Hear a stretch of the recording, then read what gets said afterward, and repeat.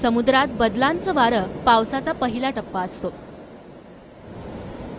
Monsoon सारखे अनेक वारे हे या बदलांचं स्वरूप घेऊन भूभागावर बरसतात।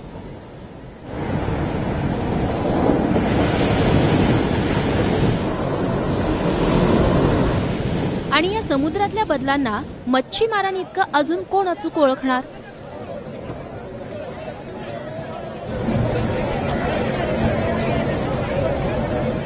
माझाची मान्सून एक्सप्रेस मान्सूनचं भारतामधील प्रवेशद्वार म्हणवल्या जाणाऱ्या कोलम बीचवर पोहोचली।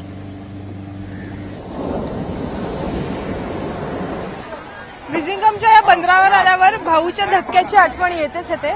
जे मासेमार मच्छीमार सगळे पहाटेपासूनच समुद्रात गेलेत ते आता परतायला सुरुवात झालेली आहे। त्यांचे मासे ते ह्याच ठिकाणी मागे विकतात, त्यामुळे इथे मोठी गर्दी पाहायला मिळते।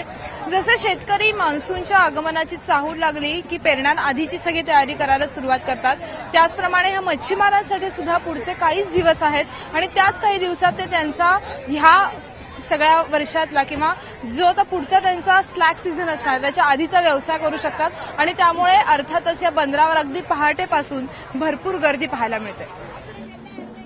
मान्सूनवर शेतीच नाही तर मासेमारी देखील अवलंबून असते। पावसाळा हा माशांचा प्रजननाचा काळ।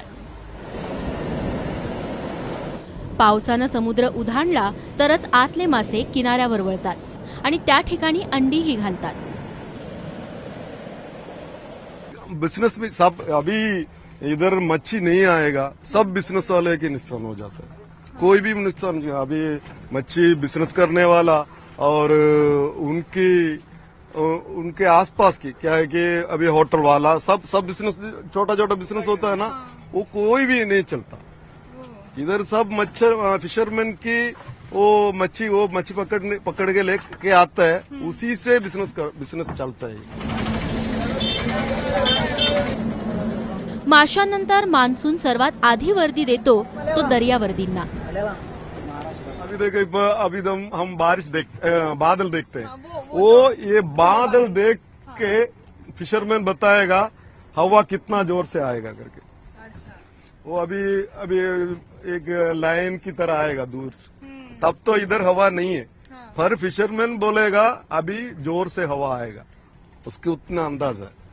वो रात में जो जाता है वो स्टार को देख के वो दिशा उनको पता चल जाता है। निसर्गाचं हे चक्र इथल्या माणसांच्या नशिबाचं चाक पुढे मागे फिरवत असतं।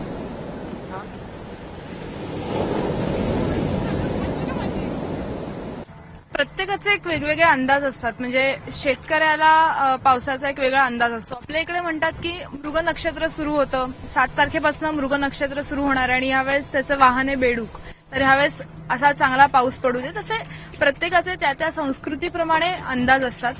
तसाच इकडच्या मच्छीमारांचा सुद्धा आहे। समुद्राचा स्वभाव त्यांना कळलेला असतो आणि त्यामुळे बाकी कितीही अंदाज टेक्निकली सांगितले गेले तरी सुद्धा ह्यांचा असा एक वेगळा आडाखा असतो आणि त्याप्रमाणे ते काम करत असतात। पुढच्या 10 दिवसांमध्ये त्यांचा हा सगळा आतमध्ये ते जे जातात, आता मी त्यांच्याच बोटीत आहे ह्या अरबी समुद्रात आणि इथून आतमध्ये ते कदाचित जाणार नाही। 10 दिवसातच त्यांना अलर्ट येईल आणि त्यामुळे त्यांना मान्सून उशिरा येण्याचा सुद्धा फटका बसतो। म्हणजे असं फक्त नाही आहे की मान्सून उशिरा आला तर निदान ते जाऊन आतमध्ये त्यांचा बिझनेस करू शकतात, मासे पकडू शकतात। त्यांना हवे तसे मासे मागच्या 3 वर्षात मिळाले नाहीयेत।